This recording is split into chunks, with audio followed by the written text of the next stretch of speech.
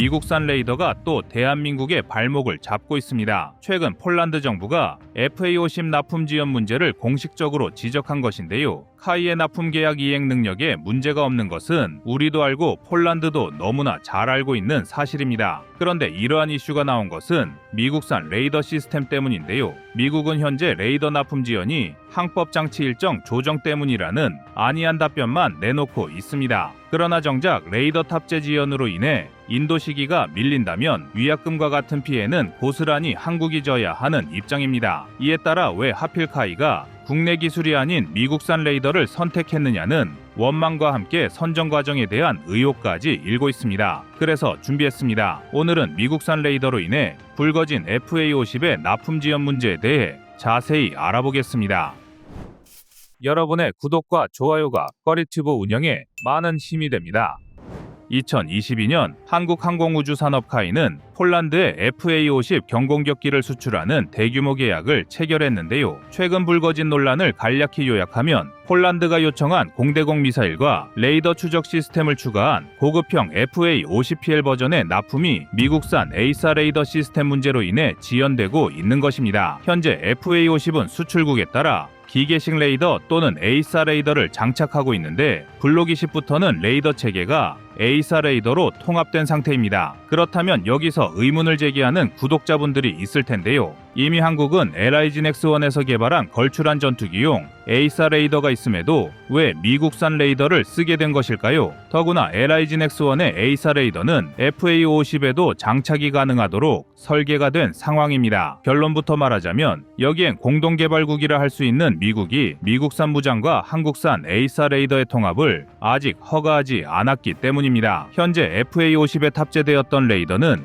이스라엘제 엘타 계열과 로키드 마틴의 팬텀 스트라이크였는데요. 인도네시아나 이라크와 같은 일부 국가에는 이스라엘제 레이더를 장착하는 것에 거부감을 느끼고 있습니다. 이는 판매국도 마찬가지였는데요. 때문에 현재 블록 20 이전의 FA-50의 경우 이스라엘 엘타 ELM 2032 기계식 레이더가 아닌 미국 로키드 마틴의 AN/APG-67 V4 기계식 레이더가 장착되어 있습니다. 그리고 이 미국산 레이더 시스템은 RTX9 레이시온 테크놀로지스에서 제공하는 것으로 아직 국내에 전달되지 않아 추가 테스트 및 폴란드의 최종 승인이 지연되고 있는 것입니다. 카이는 2022년에 체결된 계약 조건보다 이른 시간에 FA-50 12대를 폴란드에 인도했음에도 이런 논란이 나오고 있는 것인데요. 그렇다고 무턱대고 폴란드만을 탓할 수도 없습니다. 폴란드가 요구한 FA-50PL 버전은 표적 탐지와 추적을 위한 A사 레이더와 공대공 미사일을 포함하는 사양으로 내년 10월 1호기 납품을 시작으로 2028년까지 모든 납품을 완료하는 것이 주요 계약 내용입니다.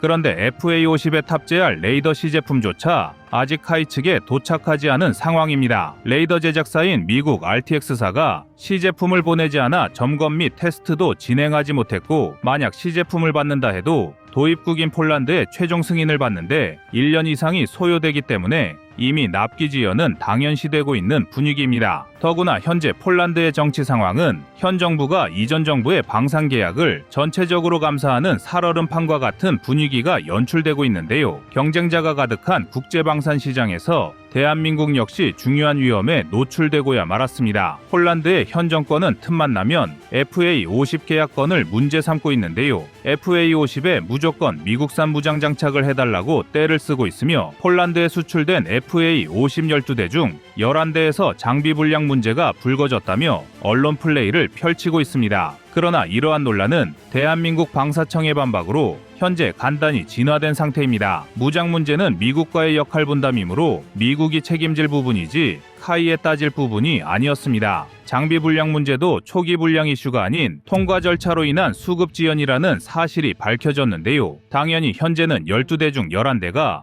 원활히 운용 가능한 상황입니다. 결국 한국은 FA-50 전투기를 적기에 제작하고 납품할 수 있는 능력을 충분히 갖추고 있음에도 미국산 레이더 시스템에 대한 의존성 때문에 납품이 지연되고 있고, 폴란드의 딴죽 걸기와 미국의 안이한 태도 때문에 피해를 보고 있는 것인데요. 그렇다면 미국산 레이더를 선택한 것은 카이의 중대한 실수였을까요? 미국산 레이더 시스템에 의존하는 이번 계약은 한국 방산업계 내에서 논란을 일으키고 있습니다. 전술의 뜻 대한민국은 지난 10년간 레이더 기술을 상당히 발전시켰음에도 왜 이번 계약에 미국산 시스템을 채택했는지에 대한 의문이 제기되고 있습니다. 일부 전문가들은 지정학적 요인이 작용했다고 논평했는데요. 미국산 무기 시스템을 통합할 경우 미국산 부품을 사용해야 하는 정책적 제약 때문입니다. FA-50의 무기 시스템이 대부분 미국산이란 점을 감안하면 이해가 되는 부분인데요. 이와 같은 사실이 논란이 되자 최근 카이는 미국의 정책에 따라 어쩔 수 없이 미국산 레이더를 장착했다고 공식 확인해 주었습니다. 어쨌든 이번 논란의 최대 피해국은 대한민국이 될 수밖에 없는 것이 위약금 문제뿐만 아니라 한국 방산에 대한 평판에도 영향을 미치기 때문입니다. 방산 산업은 신뢰성과 납기 준수가 핵심 요소이기 때문에 이러한 지연은 해외 고객들에게 불안감을 줄 수 있습니다. 특히 폴란드와 같은 중요한 파트너 국가에서 계약 지연은 한국이 방산 수출에서 충분한 독립성을 확보하지 못했다는 인식을 심어줄 수 있습니다. 해외에서 한국 방산 무기를 도입하는 이유 중 하나는 한국이 높은 기술력과 신뢰도를 바탕으로 빠른 납기를 보장할 수 있기 때문인데요. 이번 지연 사태는 한국 방산 산업의 신뢰도에 타격을 줄 수 있으며 다른 고객 국가들도 한국 무기의 납품과 관련해 유사한 문제가 발생하지 않을지 우려할 수 있습니다. 또한 이번 지연으로 한국은 여전히 방산 수출에서 미국에 종속된 존재라는 이미지를 부각시킬 수 있습니다. 그렇지 않아도 경쟁적인 세계 방산 시장에서 물어뜯기기에 좋은 먹잇감을 던져준 것인데요. 타국 방산 업체들은 이 상황을 이용해 한국의 신뢰도를 깎아내릴 가능성도 있습니다. 결국 이번 논란은 한국의 방산 수출 전략에서 독자적인 방산 기술의 중요성이라는 중요한 교훈을 또 한 번 확인했습니다. 방산 수출 시 외국산 부품에 의존할 경우 불가피하게 발생하는 복잡성과 지연을 피하기 어려워집니다. 또한 장기적으로도 독자적인 기술 개발과 수출 역량을 강화하는 것이 한국 방산업계의 핵심 과제가 되어야 합니다. 국산화 문제는 단순한 기술 자립을 넘어서 방산 수출의 안정성, 신뢰성, 그리고 국제시장에서의 경쟁력을 강화하는 데 큰 도움이 될 수 있습니다. 한국 방산 산업이 외국 기술 의존에서 벗어나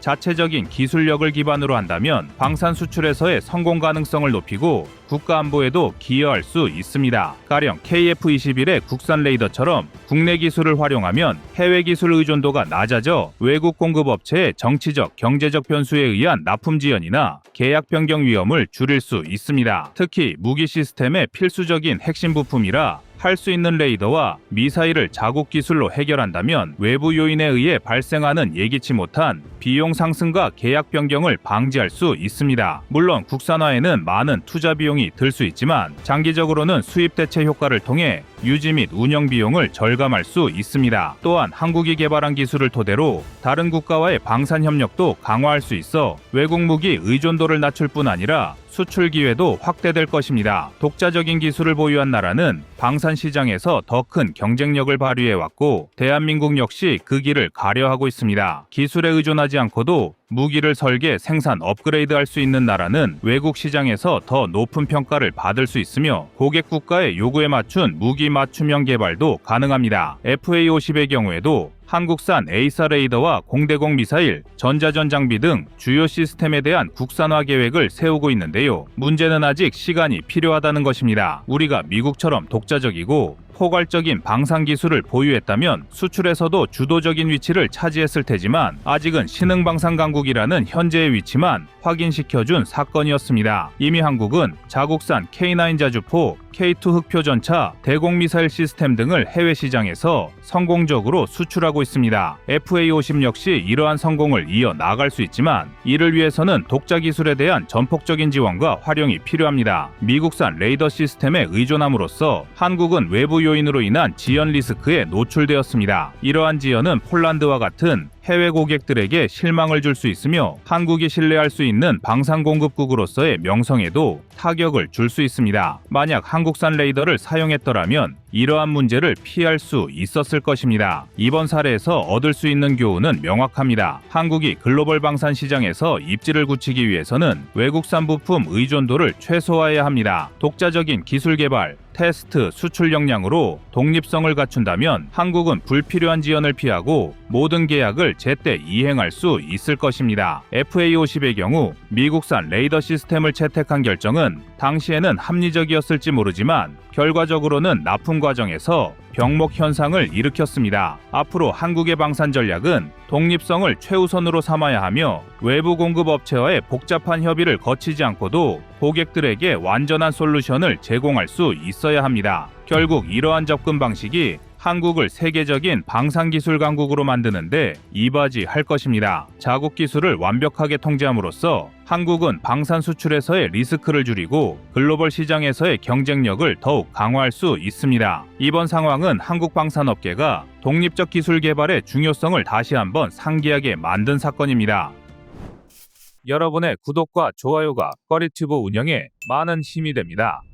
다음은 24년 9월 26일 T7A 나가리 영상입니다. 공중전력에 있어 훈련기의 중요성은 전술기에 버금간다고 할 수 있습니다. 그만큼 파일럿의 양성 과정엔 많은 시간과 자본이 투입되기 때문인데요. 여기에 충분한 수량의 훈련기가 뒷받침되지 않는다면 전투 효율은 급감할 수밖에 없습니다. 더구나 세계에서 가장 비싼 전투기를 가장 많이 보유한 미국은 비용 효율성을 따져볼 수밖에 없습니다. 미군이 보유한 전술기 중 가장 저렴한 축에 속하는 F-16 계열조차도 이미 4,600대 이상 생산됐음에도 여전히 도입 가격이 1,000억 원에 육박합니다. 4.5세대기의 대명사로 불리는 F-15EX 이글2도 마찬가지입니다. 그래서 돈값 못하기로 소문났던 보잉 사브의 T7A조차도 초기 예비 부품을 포함한 총 무기 시스템 비용이 고작 290억 원 수준인 점을 감안하면 저렴한 훈련기의 도입은 미군의 지상과제일 수밖에 없었습니다. 물론 그렇다고 해서 훈련기의 성능이 도입 가격만큼 중요하지 않다는 뜻은 아닙니다. 카이가 제시했던 T-50의 패키지 비용은 대략 320억 원 선으로 알려져 있는데요. T-7A 대비 대략 10% 비쌌던 가격이 발목을 잡았지만 성능 측면에선 T-7A와 비교할 바가 아니었습니다. 훈련기 성능이 우수할수록 훈련기에서 전술기로 넘어가는 훈련 기간을 단축할 수 있는데 애초에 개발 목표 자체가 원가 절감이었던 T-7A는 허점투성이인 훈련기로 세상에 나올 수밖에 없었습니다. 개발을 주관한 보잉은 세계에서 가장 거대한 항공기 제작사이자 상업용 항공기의 명가인 자신들의 원가 절감 능력을 유감없이 발휘했고 여기에 사부의 설계 간소화 기술이 추가되면서 T-7A의 가격은 최종 양산 예상 단가는 믿기지 않을 만큼 떨어졌습니다. 제품 개발부터 설계까지를 모두 디지털 방식으로 간소화했으며 항공기 개발의 필수 코스였던 풍동 실험까지 시뮬레이션으로 대체했습니다. 그리고 이는 실제로 개발 시간 단축과 비용 감축이라는 가시적인 효과를 거둔 것처럼 보였습니다. 일반적인 군용기는 개발에 10에서 20년이 소모되는데 보잉은 이 과정을 단축하여 개발 시작 7년 만에 배치를 자신했습니다. 보잉의 자신감이 현실화하였다면 현재 T-7A는 미국의 하늘을 날고 있어야 했는데요. 현재 미국의 공군과 해군은 훈련기 부족 현상을 함께 겪고 있으며 이로 인해 파일럿 훈련을 받기 위해 짧게는 18개월, 길게는 24개월 이상 순번을 기다려야 하는 악순환을 되풀이하고 있습니다. 그리고 긴 대기 시간 때문에 파일럿 양성 기간은 4년까지 늘어나는 웃지 못할 상황이 펼쳐지고 있습니다. 오히려 안 써도 되는 돈이었던 160억 원가량을 낡은 T-38 훈련기의 점검 비용에 매년 쏟아붓는 실정입니다. 더구나 훈련기는 안전성이 최우선 되어야 합니다. 훈련기가 실전과 유사한 환경과 시뮬레이션을 제공할수록 파일럿의 비행 기술과 전투 임무 수행에 필요한 전술적 판단과 의사결정 능력을 키울 수 있는데요. 이는 곧 고성능 전술기가 기체 조종에 상당한 숙련도를 요구하는 반면 훈련기는 이름 그대로 비행 안전성을 최우선으로 확보하며 비교적 안전한 환경에서 파일럿을 훈련할 목적으로 설계되었습니다. 그러나 T-7A는 초기 개발 단계에서부터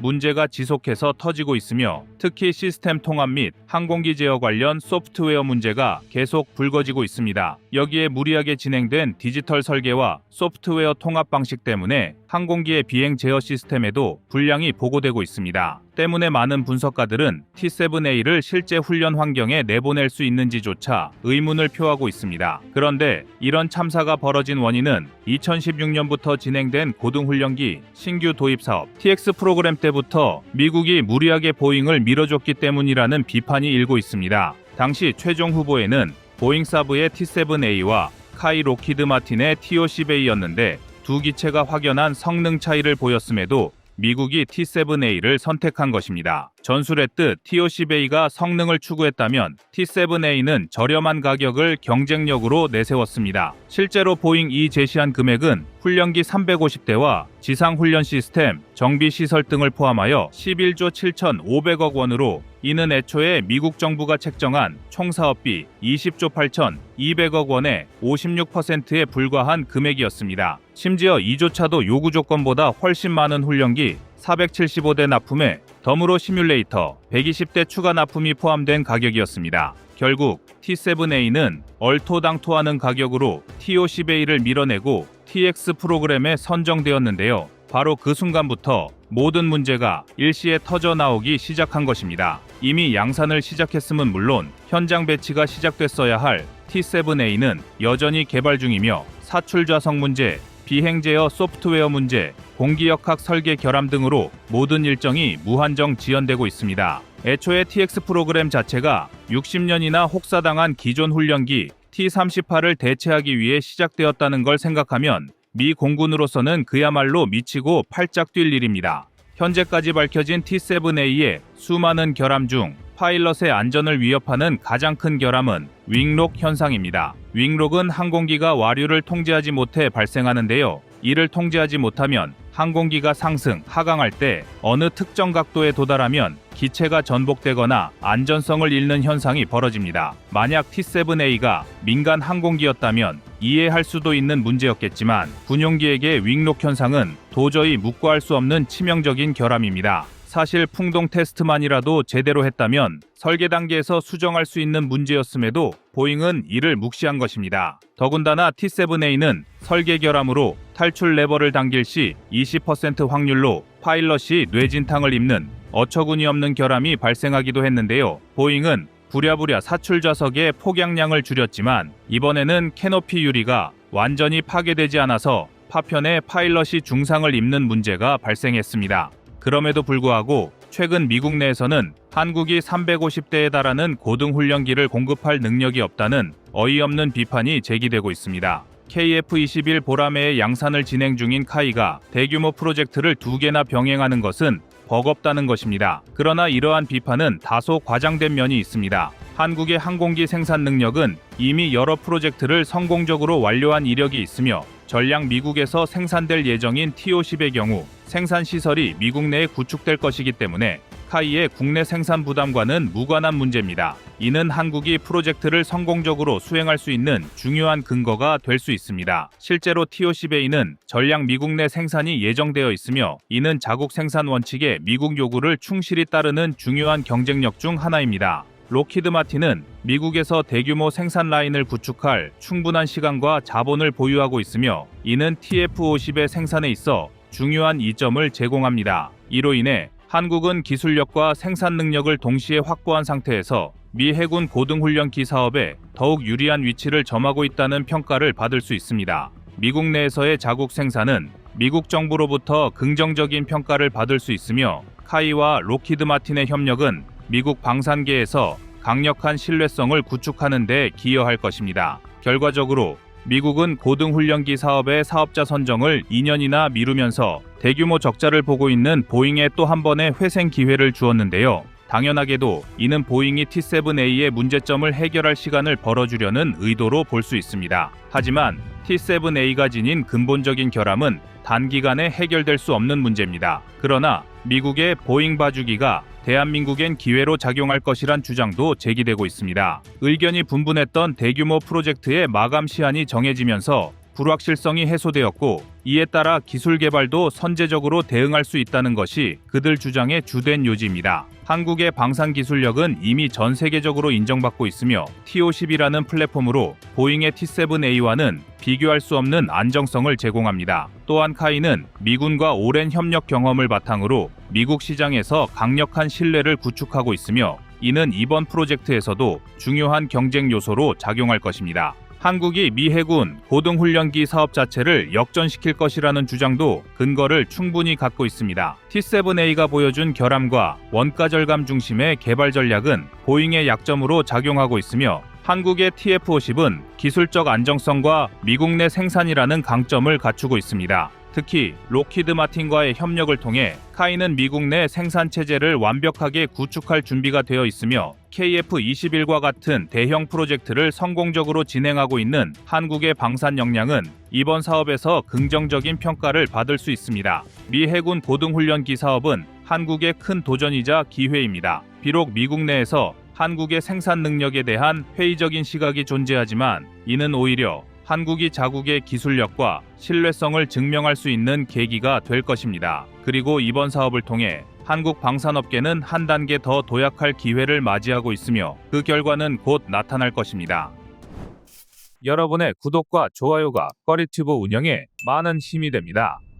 다음은 24년 4월 19일 미일 훈련기 공동개발 영상입니다. 현재 일본은 T4 훈련기를 사용하고 있습니다. T4 훈련기는 가와사키 중공업, 미쓰비시 중공업, 후지 중공업이 협력 제작한 일본 자체 생산 고등훈련기입니다. T4는 아음속 제트기로 최고 시속은 양마하 0.9로 마하 돌파를 하지 못하는 기체입니다. T4 훈련기는 1985년에 초도 비행을 마치고 1988년부터 본격적인 양산에 들어갔는데요. 현재까지 모두 212대가 생산되었습니다. 하지만 양산을 시작한 지 오랜 시간이 흘러 현재 기체가 심하게 노후되어 일본 항공자위대는 전투기 조종사 훈련에 어려움을 겪고 있는 실정입니다. 아닌 게 아니라 2019년 일본 아오모리현에 위치한 미사와 공군기지에서 훈련 중이던 T4 훈련기의 엔진 한쪽이 정지해 긴급 착륙하는 사고도 있었습니다. 또한 보유 중인 일부 T4 훈련기에서는 정비가 완벽하게 완료된 상태에서도 출력이 나오지 않는 등 노후화로 인한 심각한 문제들이 지속적으로 발생해왔습니다. 그래서 5년 전부터 일본 방위성과 항공자위대 내에서도 차세대 고등운영기 개발에 대한 요구가 지속적으로 나오기 시작했습니다. 하지만 당시 F-35AB를 147대나 도입하면서 예산 문제로 차세대 고등운영기 개발은 후순위로 밀려나 버렸습니다.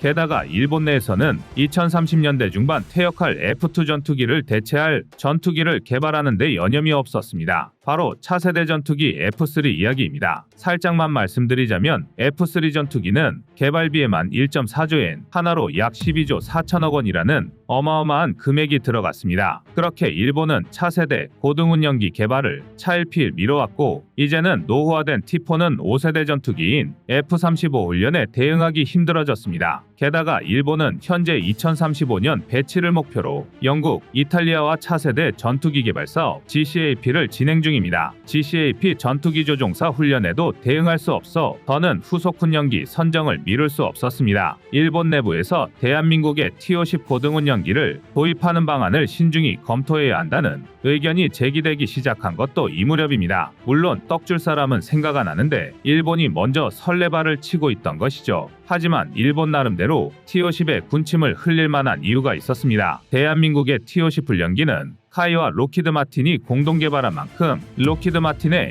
F-16을 많이 참고해 만들었다는 사실을 아실 것입니다. 5세대 스텔스 전투기 F-35도 F-16의 후속 기종으로 출시된 다목적 전투기인 만큼 T-50이 F-35의 기종 전환에 유리한 훈련기라는 것입니다. 비록 대한민국의 T-50 훈련기를 도입하기에는 한일 관계 등 다양한 제한 요소가 많았습니다. 하지만 일본은 대한민국의 T-50이 주력 전투기 F-35 전투기 조종사 양성에 최적화된 고등운영기라는 사실에 군침을 흘릴 수밖에 없었습니다. 그도 그럴 것이 대한민국의 T-50 훈련기는 이미 세계 각지에 수출된 후 도입한 국가마다 높은 만족도를 보이며 성공적으로 운영 중입니다. T-50을 도입한 국가들만 봐도 폴란드, 필리핀, 이라크, 말레이시아 등 셀 수 없을 정도입니다. 누가 봐도 일본으로서는 자존심 굽히고 눈 한 번만 딱 감으면 뛰어난 성능에 적합한 훈련기를 얻을 수 있는 방안인 것은 분명했습니다. 그러던 중 일본이 대한민국의 T-50과 이탈리아의 M346 그리고 미국의 T-7을 최종 후보로 결정한 후 차세대 훈련기 도입 사업을 진행한다는 소식이 들렸습니다. 그때까지만 해도 일본이 살 생각 하나도 없이 그저 연막작전을 펼치며 찔러보기를 하는 듯 보였습니다. 당연한 소리인 게 한일 관계를 생각하면 대한민국이 T-50을 그것도 일본에 판매할 리가 없기 때문입니다. 이를 감안하면 일본이 T-50을 장바구니에 넣어둔 건 그 월등한 성능을 이용해 경쟁자인 M346, T-7의 가격을 낮춰보려는 꼼수로 보였습니다. 무기 도입 사업에서는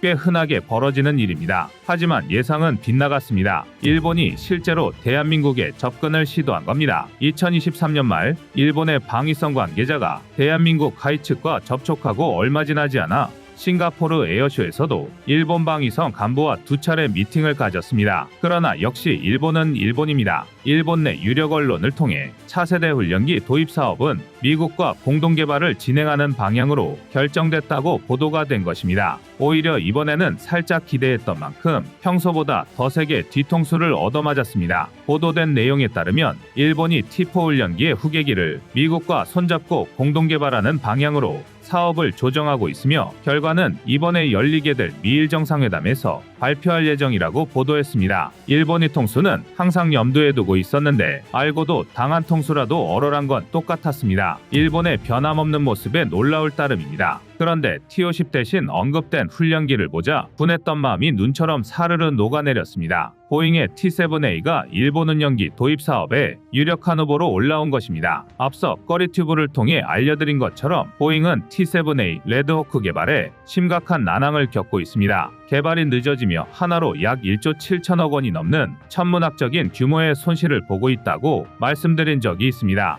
게다가 T-7A의 시제기에서 윙락 현상과 비상탈출 시스템의 조종사들을 위협할 만한 심각한 결함들이 발생했는데요. 2년여의 시간이 흐른 지금도 결함의 실마리를 찾아내지도 못한 채 개발이 엿가락처럼 늘어지는 상황입니다. 일본은 누가 떠밀지도 않았는데 T-7A의 불구덩이에 스스로 걸어가고 있는 꼴인데요. T-7A는 개발이 언제 완료될지도 아니 개발이 완료될 수 있을지 모르는 실정입니다. 이미 예정된 기한을 2년이나 넘겨버려 천문학적인 규모의 개발 비용도 추가되었습니다. 이런 상황에서 일본이 보잉과 손을 잡게 된다면 눈덩이처럼 불어나고 있는 추가 개발비를 일본이 부담하는 식의 보잉의 지갑으로 공동개발에 참여할 수도 있는 형국입니다. 일본이 얼마나 훈련기 교체가 시급했으면 보잉이라는 썩은 동아주를 잡았을까 싶기도 하면서도 보잉의 입장에서 보면 천문학적인 손실로 힘들어하던 차에 호구 하나 잡았으니 상부상조하는 관계로 보이기는 합니다. 하지만 보잉이 금전적으로나 힘들어하는 타이밍에 일본 정부가 T-7A 개발의 막차를 타게 되면 생기는 이익도 있을 것으로 전망됩니다. 바로 T-7A의 일본 현지 라이선스 생산입니다. 일본 항공자위대의 필요에 맞게 개조하면서도 미공군과 높은 수준의 호환성을 유지할 수 있는 일본판 레드호크 즉 T-7AJ를 최소한의 비용으로 라이선스 생산할 수 있는 방법을 취할 수도 있습니다. 그렇게 된다면 앞으로 있을 회담을 통해 어떤 조건으로 T-7AJ의 라이선스 생산에 대해 단판을 지을 수 있을지가 관건입니다. 하지만 일본은 미국과의 전투기 생산에서 호구를 잡힌 적이 한두 번이 아닙니다. 바로 미국과 일본이 공동 개발한 F2 전투기 이야기입니다. 록히드 마틴의 F-16C를 바탕으로 제작한 F2 전투기는 1980년대 개발이 시작됐는데 개발 전부터 일본은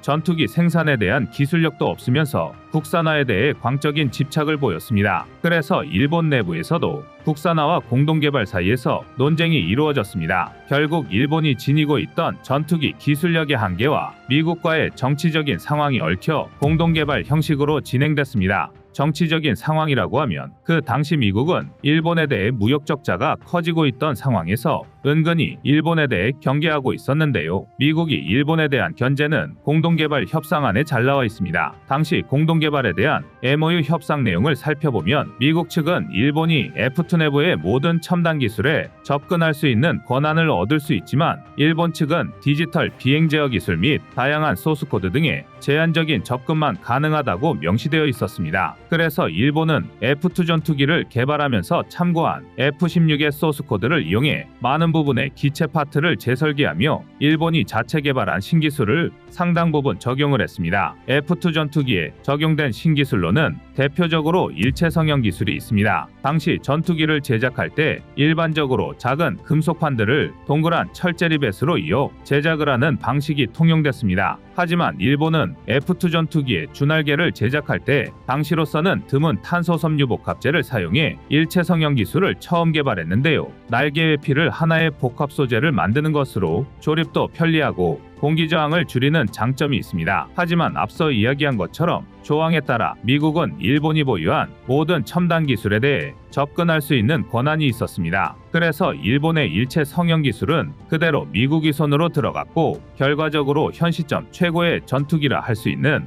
F-22 랩터에도 적용된 상태입니다. 예나 지금이나 호구의 모습을 여실히 드러내고 있는 일본입니다. 게다가 이런저런 이유로 F2의 생산 비용은 천정부지로 치솟았습니다. 일본은 국제 표준이 아닌 독자적인 생태계를 구성하며 세계 시장으로 고립되는 현상이 있었는데 F2에도 해당됐습니다. 기체의 각 부품을 독자적인 형태로 생산하다 보니 부품의 생산 단가는 치솟았고 기체의 생산 비용도 하늘 높은 줄 모르고 치솟았습니다. 그리고 양산 과정에서 40%에 해당하는 업무는 반드시 미국 업체가 담당해야 한다는 조항이 있어 미국의 비싼 인건비를 포함한 기타 교류 비용들을 일본이 떠맡게 됐습니다. 그 결과 F2 전투기의 생산 비용은 1억 달러 이상으로 하나로 약 1,400억 원 이상 가격이 뛰어버렸습니다. 이는 현 시점 최고의 전투기인 F-22가 등장하기 전 전 세계에서 가장 비싼 전투기였습니다. 이처럼 안 그래도 미국과의 공동 개발이라면 치를 떨고 있는 일본도 보잉의 호구가 되는 것을 꺼리는 눈치입니다. 이런 상황이다 보니 일본의 네티즌들마저도 보잉의 T-7A에 대해 부정적인 생각을 갖고 있습니다. 글로벌하게 다양한 방면에서 욕을 먹고 있는